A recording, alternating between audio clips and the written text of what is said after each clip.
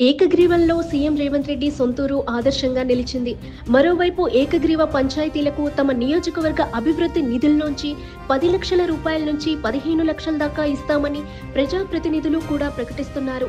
దీంతో గ్రామ పంచాయతీలో ఏకగ్రీవాలు ఊపందుకున్నాయి. ఈ క్రమంలోనే సీఎం రేవంత్ రెడ్డి సొంత గ్రామం కొండారెడ్డిపల్లి సర్పంచ్ ఎన్నిక ఏకగ్రీవమైంది. ఎస్సీకి రిజర్వ్ అయిన కొండారెడ్డిపల్లి సర్పంచ్ పదవి కోసం 15 మంది పోటీ పడ్డారు. ఈ క్రమంలో గ్రామ పెద్దలంతా కలిసి సర్పంచ్ ఎన్నికను ఏకగ్రీవం చేశారు. ఎన్నిక ఏకగ్రీవం అయినప్పటికీ సర్పంచ్ పేరును అధికారికంగా ప్రకటించలేదు.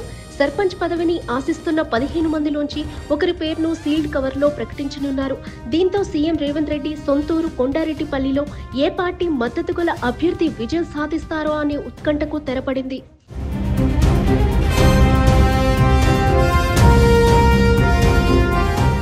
ఏకగ్రీవంలో సీఎం రేవంత్ రెడ్డి సొంతూరు ఆదర్శంగా నిలిచింది. మరోవైపు ఏకగ్రీవ పంచాయతీలకు తమ నియోజకవర్గ అభివృద్ధి నిధుల్లోంచి 10 లక్షల రూపాయల నుంచి 15 లక్షల దాకా ఇస్తామని ప్రజాప్రతినిధులు కూడా ప్రకటిస్తున్నారు. దీంతో గ్రామ పంచాయతీలో ఏకగ్రీవాలు ఊపందుకున్నాయి.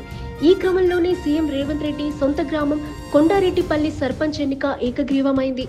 ఎస్సీకి రిజర్వ్ అయిన కొండారెడ్డిపల్లి సర్పంచ్ పదవి కోసం 15 మంది పోటీ పడ్డారు. ఈ క్రమంలో గ్రామ పెద్దలంతా కలిసి సర్పంచ్ ఎన్నికను ఏకగ్రీవం చేశారు. ఎన్నిక ఏకగ్రీవం అయినప్పటికీ సర్పంచ్ పేరును అధికారికంగా ప్రకటించలేదు. సర్పంచ్ పదవిని ఆశిస్తున్న 15 మందిలోంచి ఒకరి పేరును సీల్డ్ కవర్లో ప్రకటించనున్నారు. దీంతో సీఎం రేవంత్ రెడ్డి సొంతూరు కొండారెడ్డిపల్లిలో ఏ పార్టీ మద్దతు గల అభ్యర్థి విజయం సాధిస్తారో అనే ఉత్కంఠకు తెరపడింది.